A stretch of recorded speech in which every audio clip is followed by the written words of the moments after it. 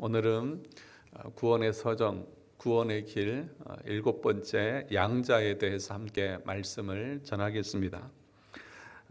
구슬이 서말이라도 깨어야 보배라고 하는 그런 말이 있습니다. 우리가 구원의 서정을 따로따로 하나씩 들어본 적도 있고 또 알고 있는 사람들도 있을 것입니다.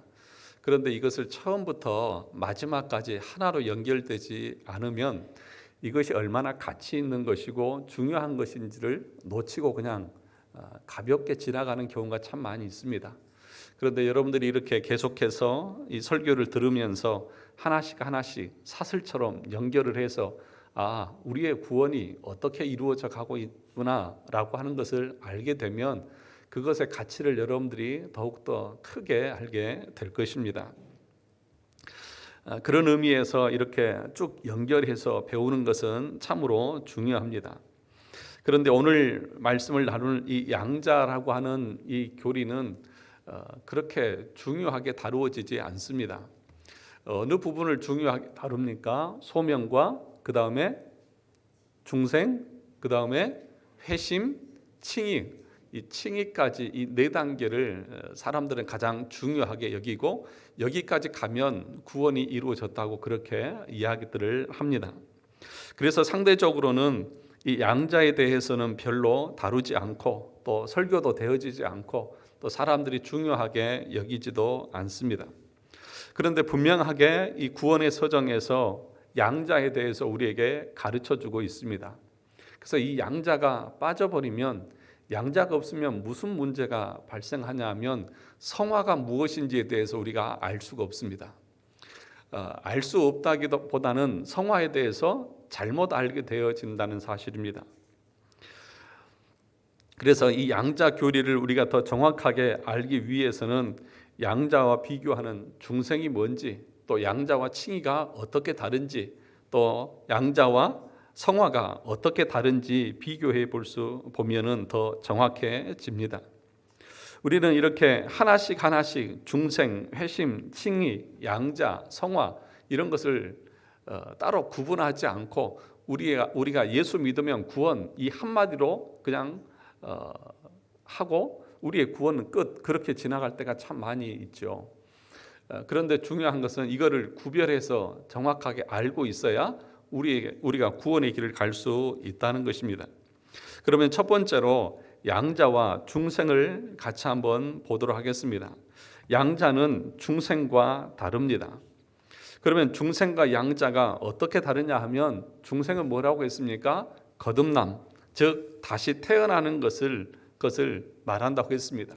성령께서 외적 소명, 말씀을 통하여서 우리의 내면을 거듭나게 하는 것을 중생이다, 다시 살리는 것이다 그렇게 말씀을 했습니다. 허물과 죄로 죽었던 우리를 하나님께서 영적으로 살리셨습니다. 그렇게 살려놓으니까 어떤 현상이 일어납니까? 내가 누구인지를 알게 됩니다. 내가 얼마나 비참한 존재인지를 알게 되는 것이고 내 존재가 결국에는 예수 그리스도가 아니고는 영원한 멸망에 처하게 된다는 그 사실을 지식적으로 또 우리의 심령에서 뼈저리게 느끼게 되어지는 것이죠. 또 하나는 뭘 발견하게 되는 것입니까? 하나님이 어떤 분인지를 알게 됩니다. 그 하나님의 거룩하심을 발견하게 되는 것입니다. 그래서 그 거룩함을 알게 되니까 그 상대적으로 자신이 얼마나 비참하고 더럽고 그리고 오염된 존재인지를 알게 되면서 그리스도를 향한 그 마음이 열리게 되는 것입니다. 그래서 거듭난 사람은 내면적으로 변화가 일어나고 그 내면적인 변화가 외적인 그런 행동으로 나타나게 됩니다. 예를 들면 이전에는 교회 가는 것이나 신앙생활하는 것이 별로 열정도 없고 교회를 왜 가야 되는지도 모르고 예수를 왜 믿어야 되는지도 모르는 그런 상태로 교회를 나가는 그런 사람들도 있습니다. 그런데 성령께서 내 안에서 중생시키자 내 마음이 어떻게 달라지는 것입니까? 교회 가는 것이 즐겁습니다. 예수님 앞에 나가는 것이 기쁩니다. 또 주일이 기다려지고 예배 시간에 들려지는 그 말씀이 꿀과 같이 들려지는 그런 경험들을 하게 되는 것입니다. 그런데 여기서 중생과 여러분, 양자는 아주 거리가 멀죠. 중생 어디에 있습니까? 소명 다음에 중생이 있잖아요. 그런데 양자는 어디에 있습니까? 칭이 다음에 있습니다. 그러니까 이 양자는 믿음을 통해서 칭이 되고 그 칭이 된 결과로 양자가 되어집니다. 그러면 중생은 믿음과 관련이 있을까요? 없을까요? 구원의 서정을 아시는 분들은 그냥 알 수 있을 텐데, 중생은 믿음과 상관이 있습니까? 없습니까? 내가 거듭나는 것은 믿음과 상관이 있습니까? 없습니까? 있어요. 설교를 헛들으셨네요, 다들. 자, 다시 한번 읽어보겠습니다. 처음에 소명, 중생, 회심. 그 회심에 뭐가 있다고 했습니까? 회개와 믿음이 거기 있는 거잖아요. 그러니까 중생 다음에 믿음이 있으니까 중생과 믿음은 상관이 없는 거예요. 우리가 믿음으로 거듭나는 것이 아니라 하나님께서 주권적으로 말씀을 통해서 우리를 살려놓으시는 거예요. 그러니까 우리의 구원은 내가 뭘 믿어서 내가 구원을 얻은 것이 아니라 하나님께서 주권적으로 나를 살리셔서 그리스도를 알게 하시고 나의 비참함을 알게 하시고 하나님께서 그 은혜로 선물로 주신 것이 믿음이고 은혜잖아요. 그러니까 중생이라고 하는 것은 믿음과 상관없습니다. 그런데 양자는 어떻습니까? 양자는 회심, 그러니까 회개와 믿음 다음에 있는 거니까 믿음의 결과로 칭의를 받는 것이고 칭의 받은 결과로 양자, 하나님의 아들됨을 선언받고 있는 것입니다. 그래서요, 믿음으로 거듭난 하나님의 백성들은 그 삶이 이제는 성화의 삶으로 자연스럽게 가게 되는 것입니다. 그래서 여러분, 어떤 사람이 회개하고 어떤 사람이 하나님 앞에 믿음으로 나아가냐 하면 회심한 사람들이죠. 그러니까 하나님이 살려놓은 사람들이 그리스도를 알고 나서 자신의 비참함을 알고 하나님 앞에 어떻게 나갑니까? 회개함으로 나가고 그리고 믿고 하나님의 자녀가 되는 것이에요. 그러니까 중생과 그 믿음이라고 하는 것이 다르다는 거예요. 그러니까 우리는 믿음으로 구원을 얻는다 그렇게 말하잖아요. 물론 그 말씀이 맞는 말이지만 순서적으로 보면 중생과 믿음은 상관이 없어요. 하나님이 우리를 그냥 주권적으로 우리를 살려주신 것이라는 것입니다. 그러니까 이런 차이가 있다는 것들을 우리가 알아는 것입니다. 그래서 여러분, 회개가 없고 그래서 믿음의 모습들이 보이지 않는 사람들은 왜 그럴까요?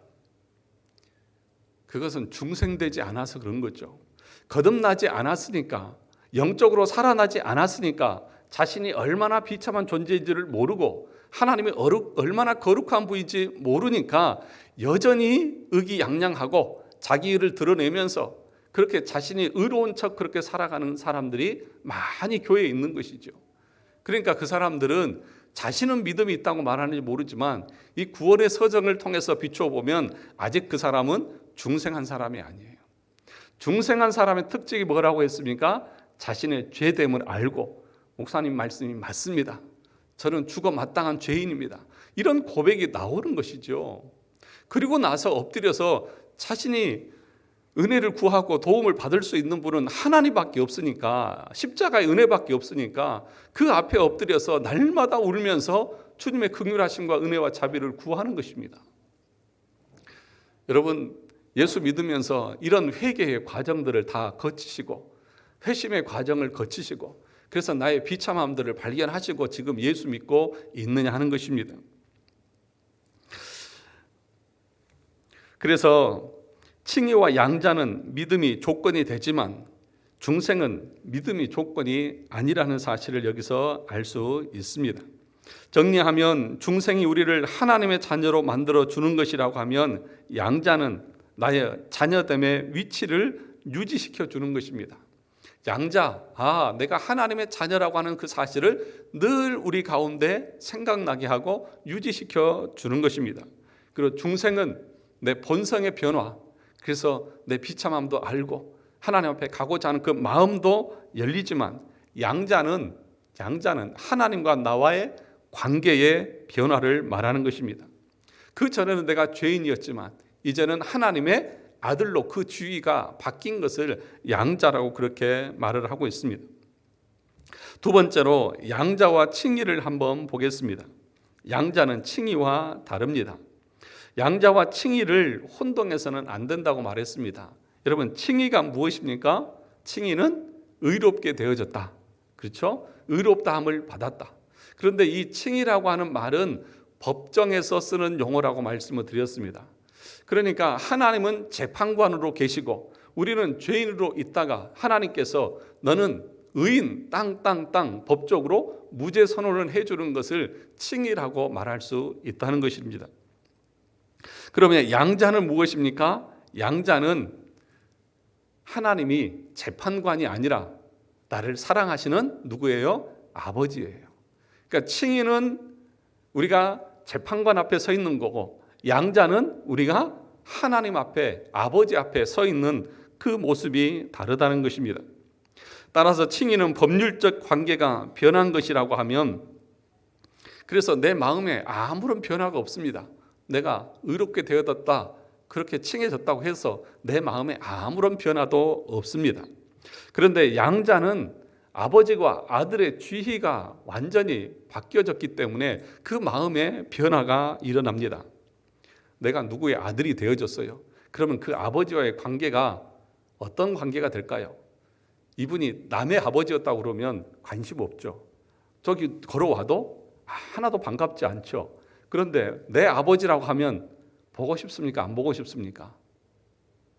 하나도 여기 계신 분들은 안 보고 싶고 다들 불효자들만 계신 것 같아요. 저기 내 아버지가 오면 어떻습니까? 반갑잖아요. 제가 우리 애가 어릴 적에 그 기도회를 여기서 인도하려고 딱 강단에 서 있는데 우리 아들이 저기 앞에서 걸어 들어오다가 아빠다 그러면서 막 뛰어달려 올라고 그러더라고요. 그래서 얼른 잡았죠. 그게 아버지와 아들의 관계인 것이죠. 그러니까 칭의는 내 마음에 아무런 변화가 없어요. 그렇죠?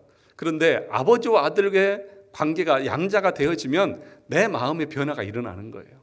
아버지가 사랑스럽고요. 아버지가 보고 싶고요. 아버지와 대화하고 싶고요. 아버지에게 가까이 가고 싶고요. 아버지 얼굴에 비비고 싶고요. 이게 양자의 아들의 삶의 모습의 변화라는 것입니다. 그러면 여러분 마음 가운데 이 하나님을 향한 마음의 감정들이 있습니까? 정말 하나님이 좋으세요? 한번 생각해 보세요. 정말 하나님이 좋으십니까? 마음에 정말 하나님이 느껴지고 그 하나님의 그 사랑하는 감정들이 내 안에서 일어나고 있느냐 하는 거예요. 근데 문제는 뭔지 아십니까?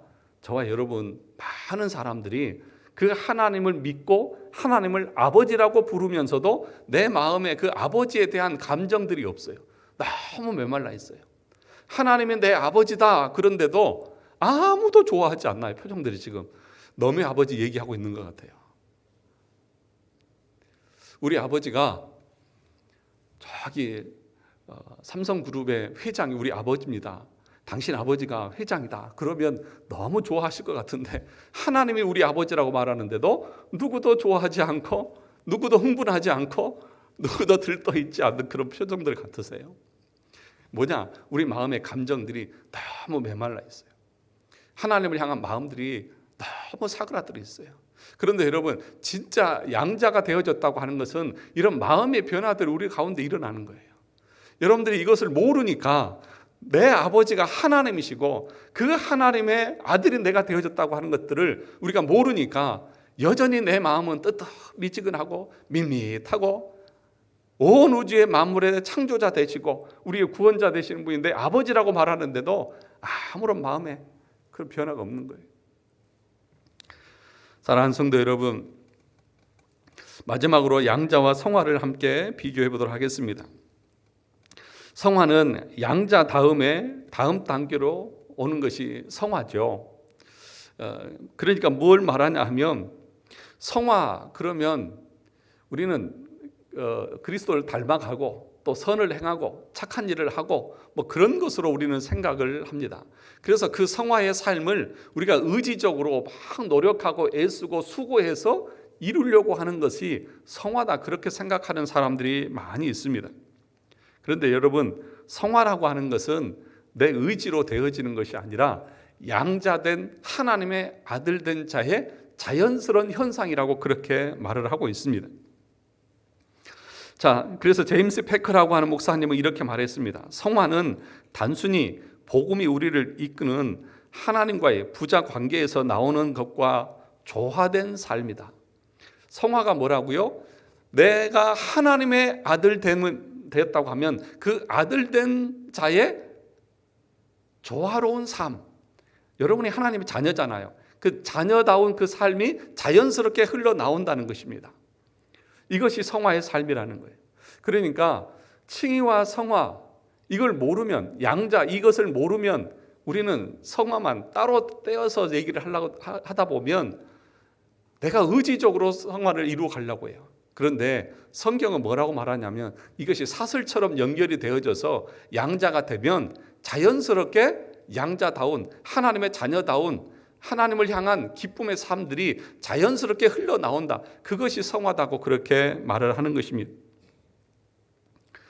그러면 많은 사람들이 뭐라고 얘기를 하냐면 한국 교회는 이렇게 타락한 것이 성도들의 삶이 타락해서 그렇다고 말합니다. 그러면서 그 원인을 어디서 찾냐 하면 우리나라는 믿음으로 의롭게 되어진다고 하는, 믿음으로 구원을 받는다고 하는 이 믿음만 강조하고 행위는 강조하지 않아서 성도들의 삶이 그렇게 타락했다. 그렇게 얘기를 하는 거예요. 여러분 잘 생각해 보세요. 이 말이 맞을까요? 여러분이 정말로 그렇게 쉽게 말하면 로마서는 믿음에 대해서 강조하고 있고 야고보서는 뭘 강조합니까? 행위에 대해서 강조하잖아요. 그런데 한국 교회는 로마서만 강조하고 야고보서 행위에 대해서는, 행함에 대해서는 강조하지 않아서 한국 교회가 이렇게 타락했다고 그렇게 얘기를 합니다. 그런데 여러분 오늘 이 구원의 서정에 비추어서 보면 그것이 아니에요. 야고보서를 강조하지 않아서, 행함을 강조하지 않아서 타락한 것이 아니라 왜 그렇게 타락한 것입니까? 한마디로 말하면 소명부터 시작해서 그 양자까지 그 구원의 길을 걸어가지 않은 사람이, 쉽게 말하면 거듭나지 않고 칭의되지 않은 사람이 구원받은 것처럼 그렇게 살아가고 있는 거예요. 그러니 자연스럽게 타락이 나오는 거죠. 그런데 사람들은 뭐라고 말하냐면 행위에 대해서 강조하지 않아서 그렇다고 말합니다. 아니에요. 행위에 대해서 강조하지 않아서 그런 것이 아니라 우리가 구원에 대해서 모르기 때문에 성화를 따로 떼어내서 내가 열심히 해서 예수님 닮아가야지, 그렇게 자기 의지로 하려고 그러는 거예요. 구원받지 못한 사람들이니까요. 사랑하는 성도 여러분, 성화는 양자된 성도가 자연스럽게 행동으로 나오는 것이 성화의 삶입니다. 물이 자연스럽게 흘러가듯이 우리의 착함과 의로움도 양자된 사람에게서는 자연스럽게 흘러나오게 된다는 것입니다. 그런데 여전히 자기 의로 선을 이루려고 하니까 그것이 안 되는 것이죠. 왜냐하면 중생도 하지 않았고 회심도 하지 않았고 그래서 믿음도 없고 회개해 본 사람도 아닙니다. 그러니 여전히 자기는 타락한 상태로 있고 부패하고 오염된 상태로 있는데 거기서 나오는 것이 어떻게 선함과 착함이 나올 수 있겠느냐고요. 그래서 여러분 산상수훈에도 보면 예수님께서 이렇게 말했습니다. 마태복음 5장에 보면 제일 먼저 팔복 중에 뭐가 나옵니까? 심령이 가난한 자는 복이 있나니, 그 다음에 애통하는 자는 복이 있나니, 그리고 온유한 자는 복이 있나니. 순서를 보세요. 제일 먼저 뭐가 나와요? 애통하는 게 나오는 거예요. 이게 구원의 서정과도 같은 것입니다. 자신의 비참한 존재를 아는 거예요. 그래서 애통하는 거예요. 그래서 그 결과로 나온 것이 의로움인 거예요. 그 결과로 나온 것이 선한 삶인 거예요. 그러니까 이게 앞에 전제되지 않으면 성화는 절대로 나타나지 않는 거예요. 그러니까 이 구원의 서정을 알고 구원의 길을 가고 구원을 체험하면서 그 길을 가는 것이 얼마나 중요하냐는 것입니다. 사랑하는 성도 여러분, 하나님 앞에서 착한 행실은 우리의 의지와 다짐으로 할 수 있는 것이 아닙니다. 구원받은 사람만이 하나님과의 관계 속에서 드러날 수 있는 자연스러운 삶이 바로 성화라고 그렇게 말하는 것입니다. 그러므로 우리 성도들의 삶 속에서는요, 어떤 모습으로 나타나야 하냐면, 여러분 정의로우신 분들 참 많이 계시죠. 정의로운 삶을 살지 마시고 착하고 바른 삶을 사시기를 주의 이름으로 축원합니다. 우리 안에는 정의로운 사람들이 얼마나 많은지 몰라요. 이것이 옳고 이것이 그르고 칼같이 옳고 그름을 구별하면서 그 그름에 드러나면 칼같이 잘라내고 비판하는 그런 의로운 사람들이 너무너무 많이 있습니다. 그런데 여러분, 세상은 하나님을 알지 못하고 자신이 얼마나 부패하고 타락한 존재인지 모르니까 교만해서 자기 의를 가지고 세상을 향해서 손을 들면서 의를 부르짖고 옳고 그름을 따지면서 나가지만, 교회는 하나님의 사람들은요, 누구도 내가 하나님 앞에서 의롭다고 주장할 수가 없어요. 그래서 하나님의 사람들은 어떤 소리를 들었냐 하면, 저 사람 참 착한 사람이다, 저 사람 참 착한 사람이야, 저 사람 참 정의로운 사람이야, 이런 말이 아니라 저 사람 참 착한 사람이야, 이런 소리를 들을 수 있어야 합니다.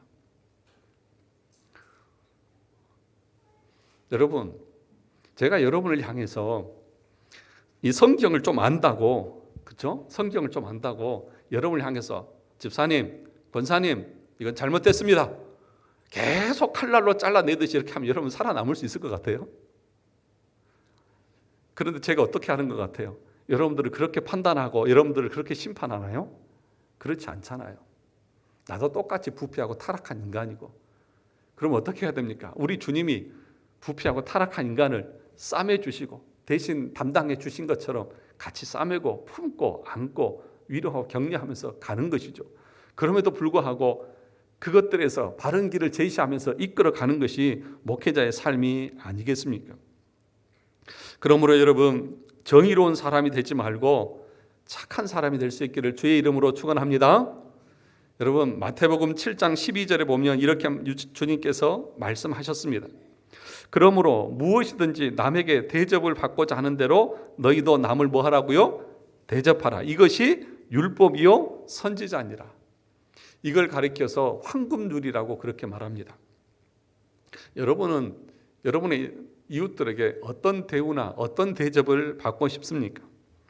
여러분이 실수나 잘못을 하면 신랄하게 비판하고 정죄하는 그런 대접을 받고 싶습니까? 다른 사람들이 내 뒤에서 내 허물에 대해서 수군거리는 그런 대우를 받고 싶습니까?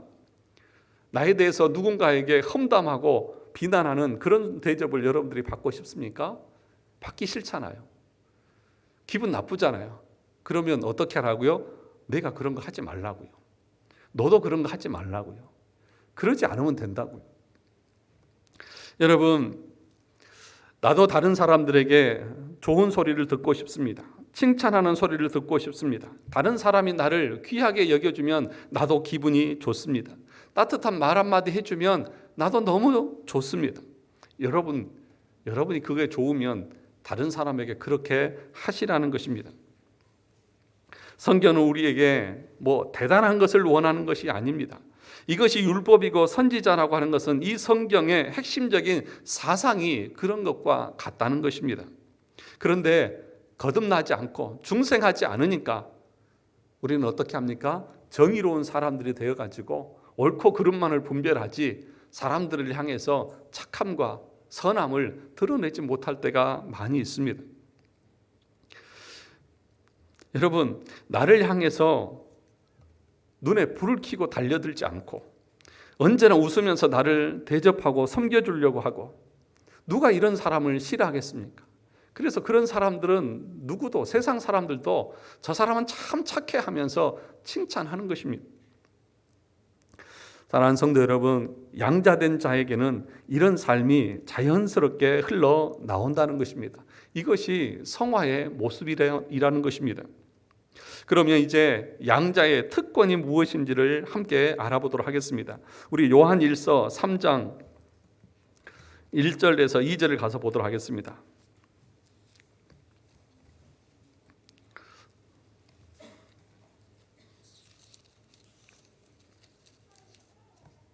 요한일서 3장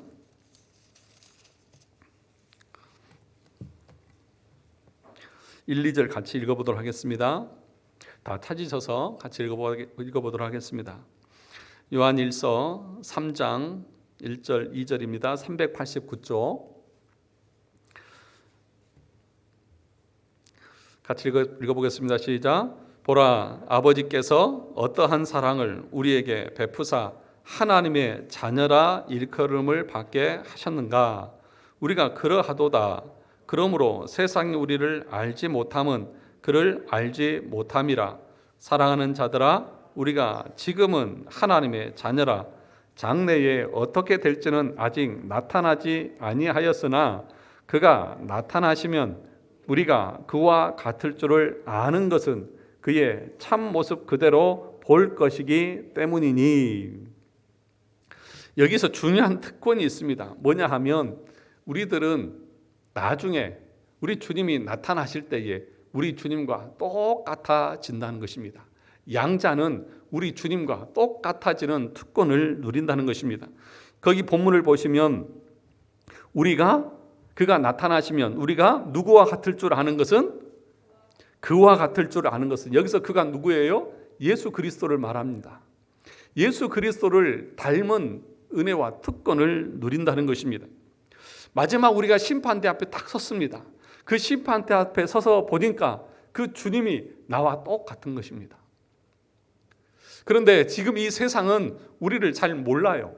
왜냐하면 그 사람들은 하나님을 알지 못하기 때문에 우리가 어떤 존재인지 알지 못합니다. 그런데 마지막에 우리가 그 심판대 앞에 딱 서보니까 우리 주님이나 나나 똑같은 거예요.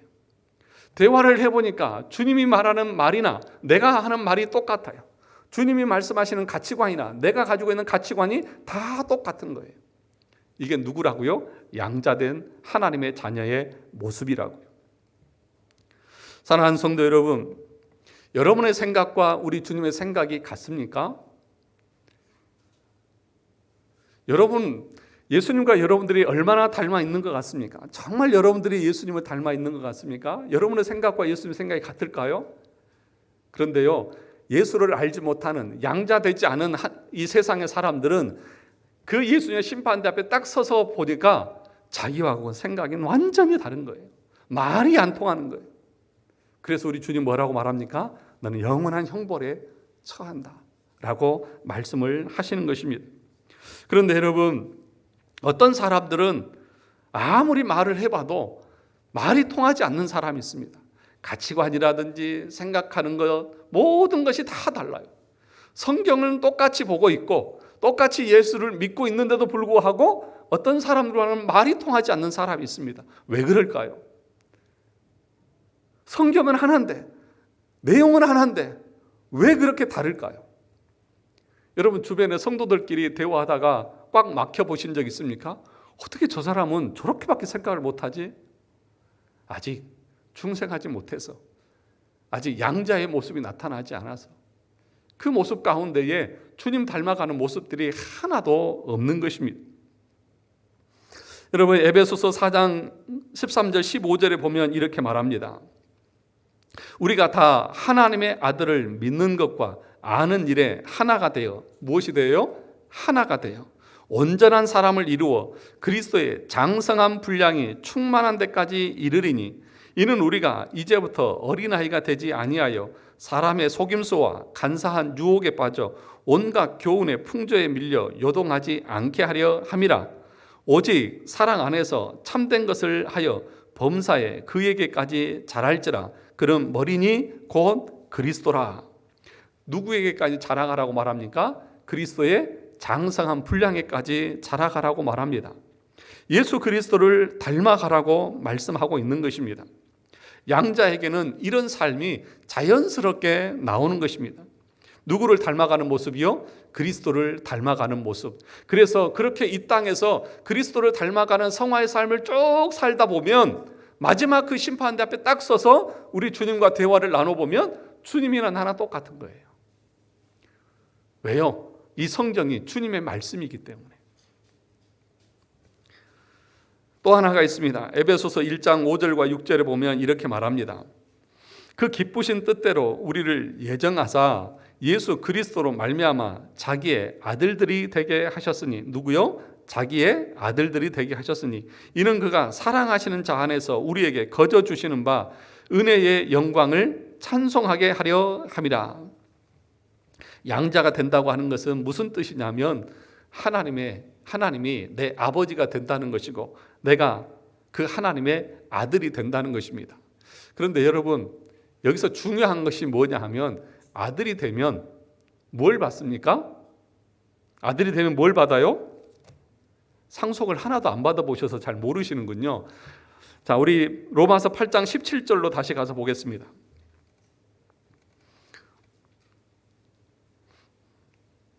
로마서 8장 17절 같이 읽어보겠습니다. 시작. 자녀이면 또한 상속자 곧 하나님의 상속자요 그리스도와 함께한 상속자니 우리가 그와 함께 영광을 받기 위하여 고난도 함께 받아야 할 것이니라. 여기 뭐라고 말합니까? 자녀이면 뭘 받는다고요? 상속을 받는다고요.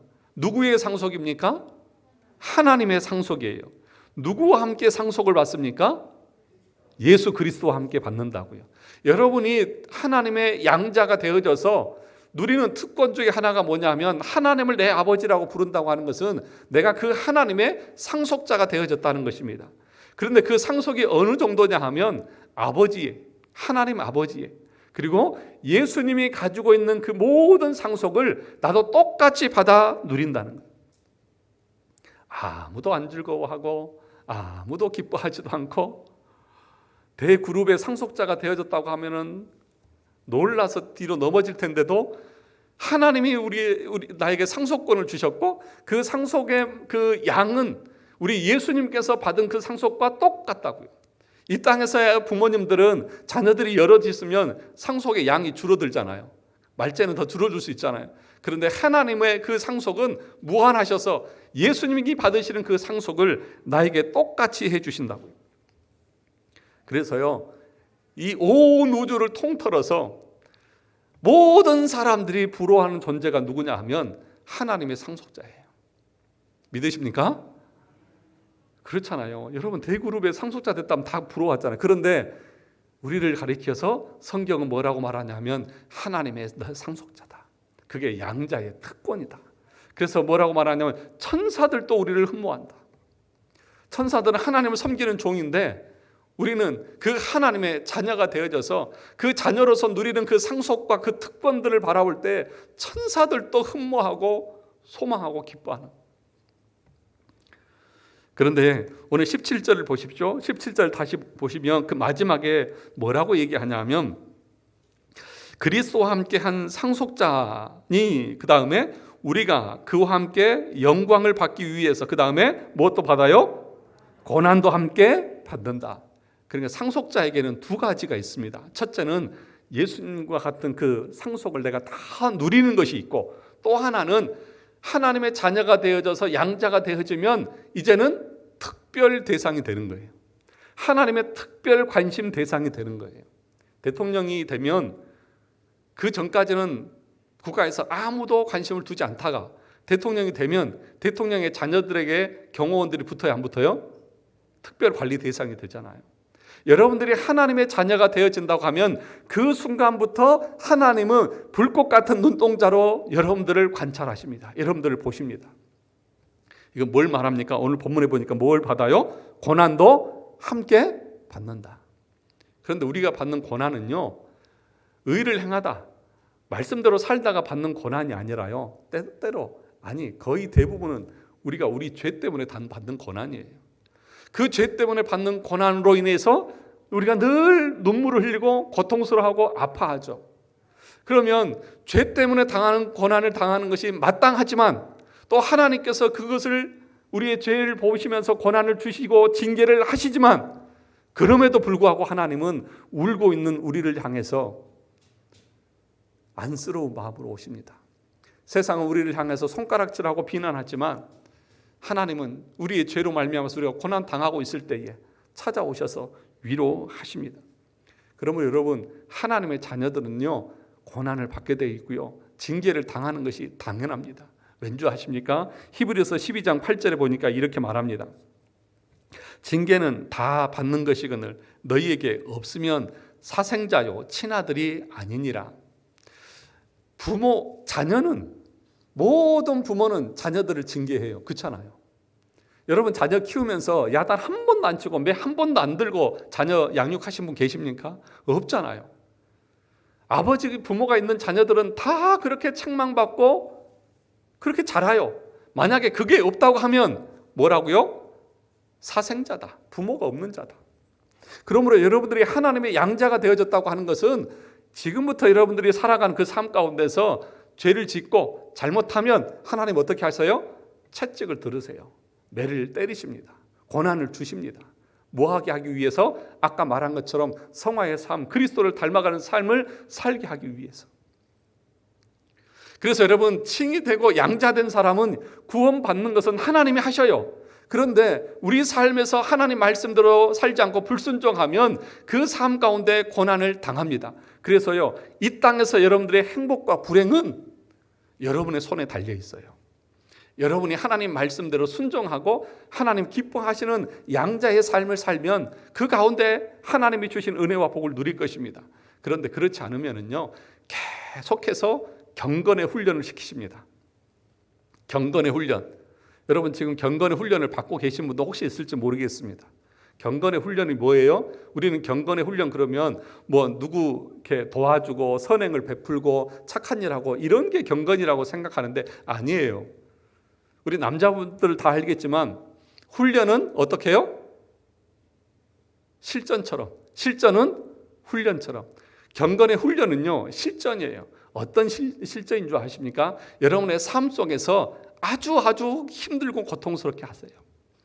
여러분들이 양자가 되었음에도 불구하고 하나님의 말씀대로 살지 않고 그릇된 길로 가게 될 때에 하나님이 여러분의 가정과 삶을 아주 피폐하게 만들고 고통스럽게 만들고 그래서 그것을 깎아서 그리스도를 닮아가는 둥글둥글한 사람으로 만들어 버린다는 것입니다.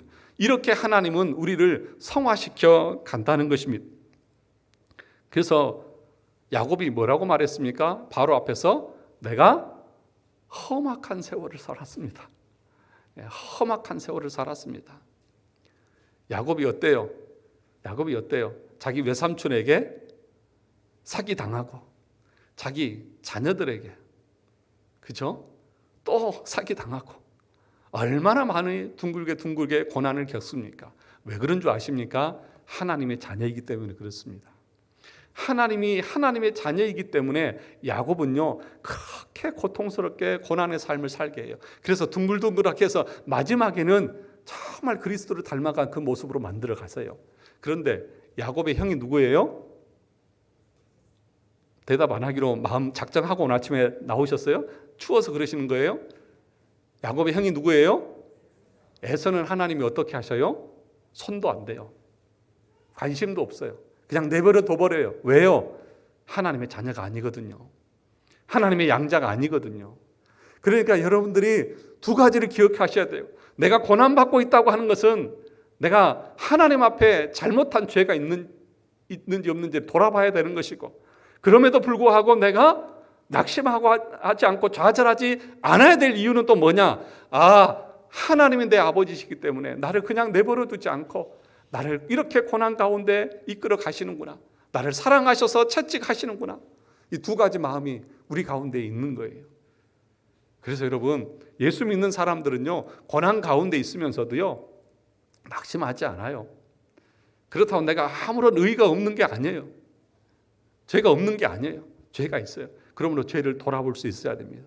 여러분의 주변에 경건의 훈련을 시키는 교관들이 얼마나 많이 있는 줄 압니까? 내 남편이 교관이고요. 내 아내가 교관이고요. 내 자식들이 교관이고요. 내 형제들이 교관이에요. 얼마나 나를 힘들게 하는지. 자식이 왼수고 그렇잖아요. 형제가 이웃사촌만 못해요. 그게 왜 그런 줄 아십니까? 하나님이 우리를 다듬어가는 거예요. 그게 경건의 훈련이에요.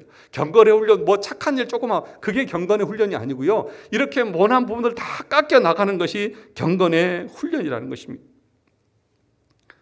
사랑하는 성도 여러분, 그러므로 저와 여러분들이 이것을 꼭 기억했으면 좋겠습니다.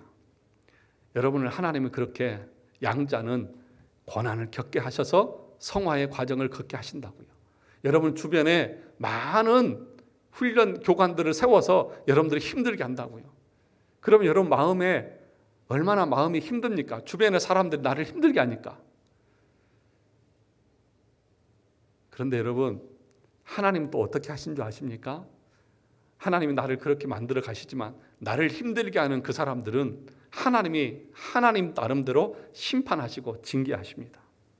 그게 하나님의 법이에요.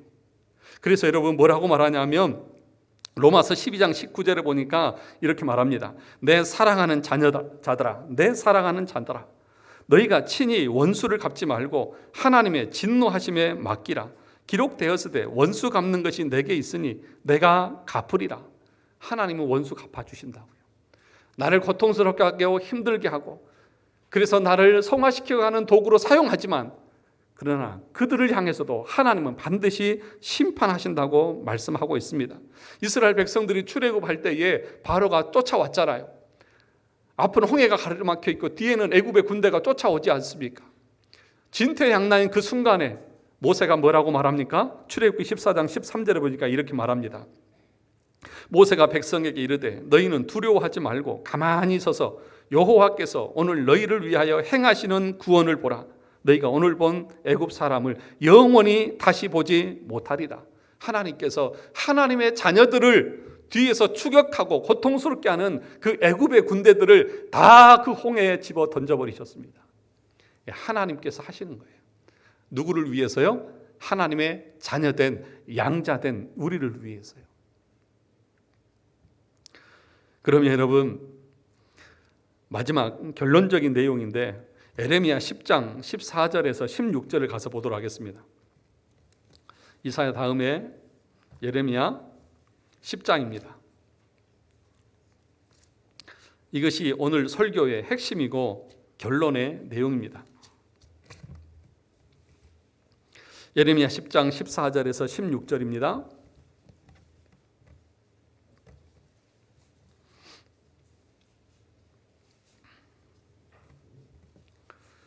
구약 성경 1067쪽입니다. 예레미야 10장 14절에서부터 16절까지 우리 같이 한번 읽어보겠습니다. 시작. 사람마다 어리석고 무식하다. 은장이마다 자기의 조각한 신상으로 말미암아 수치를 당하나니 이는 그가 부어 만든 우상은 거짓이요 그 속에 생기가 없음이라. 그것들은 헛것이요 망령되이 만든 것인즉 징벌할 때에 멸망할 것이나 야곱의 분깃은 이같이 아니하시니 그는 만물의 조성자요 이스라엘은 그의 기업의 지파라. 그 이름은 만군의 여호와시니라. 16절을 보십시오. 야곱의 분깃은 이와 같이 아니하다. 이 야곱이라고 하는 것은 단순히 야곱만을 말하는 것이 아니라 이스라엘 백성들, 다시 말하면 선택된 하나님의 자녀, 양자된 우리를 말하는 것입니다. 양자된 사람들에게 주시는 하나님의 분깃은 하나님의 그 상속은 따로 있다는 것입니다. 그것이 뭐냐 하면 그 마지막에 뭐라고 말합니까? 그 이름은 누구요? 만군의 여호와이시니. 그러니까 하나님께서 주시는 분깃, 그 상속, 그게 누구고 그게 무엇이냐 하면 하나님 자신이라는 것입니다. 내가 네 상속이다. 내가 네 분깃이다. 내가 나를 너에게 주마. 그렇게 지금 우리 주님은 말씀하고 있는 것입니다. 실망하셨어요? 실망하셨어요? 재산을 몇 조 물려주신다고 했어야 되는데 하나님이 내 분깃이라고 그러니까 실망하셨어요? 이게 무슨 의미냐 하면 예를 들어서 여러분 어릴 적을 한번 생각해 보십시오. 여러분 자녀들을 한번 생각해 보십시오. 자녀들은요 부모가 없으면 그 무엇으로도 달래지지 않습니다. 그런데 부모만 있으면 아무것도 두렵지 않습니다. 여러분 엄마 아빠가 어디 잠깐 나갔을 때 손주들 보았을 때에 그 울고 칭얼거리는 거 보셨습니까? 무엇을 주어서 달래도요 달래지지가 않습니다. 그런데 엄마 아빠만 딱 보이면 그 품에만 딱 안기면 울음이 뚝 그쳐버려요. 하나님께서 우리에게 그런 존재가 되시겠다는 거예요. 그것이 양자된 우리 자녀들에게 주시는 하나님의 축복입니다. 사랑하는 성도 여러분, 하나님은 여러분의 아버지십니다. 나의 아버지십니다. 그 아버지만 계시면 다 된 것 아닙니까? 이것이 양자된 하나님의 자녀의 마음이에요. 하나님, 저는 다른 거 필요 없습니다. 하나님만 저와 함께 하시면 됩니다. 그래서 그 하나님의 얼굴에 내 얼굴을 묻고 그 하나님 얼굴에서 눈물도 흘리고 그 하나님의 얼굴에서 기쁨도 함께 나누는 그것이 양자의 축복이고 양자의 은혜예요. 사랑하는 성도 여러분, 우리 모두는 하나님의 자녀들입니다. 무엇을 두려워하고 계십니까? 무엇을 염려하고 계십니까? 하나님이 뭐라고 말합니까? 여기 본문에 보니까 그 앞에 것 16절 위의 것은 다 헛된 것이라고요. 양자되지 않는 사람들은 다 세상의 헛된 것에 자기의 전 인생을 드려요. 우상, 은쟁이, 멸망할 때 아무런 도움되지 않은 그것들에 자기 인생을 다 드려요. 그런데 양자된 하나님의 백성들은 그 하나님에게 모든 것을 맡깁니다. 그 하나님에게 모든 것을 맞춰서 살아갑니다. 그분만이 내 위로가 되고 그분만이 내 소망이 되고 그분만이 내 모든 것들을 새롭게 해주실 분이기 때문에 그렇게 살아가는 것이 양자된 자의 삶입니다. 사랑하는 성도 여러분, 저와 여러분들이 하나님의 양자가 되었다는 이 사실을 꼭 기억할 수 있기를 주의 이름으로 축원합니다. 그럴 때 우리의 삶이 든든합니다. 하나님이 내 아버지시니까요. 기도하겠습니다.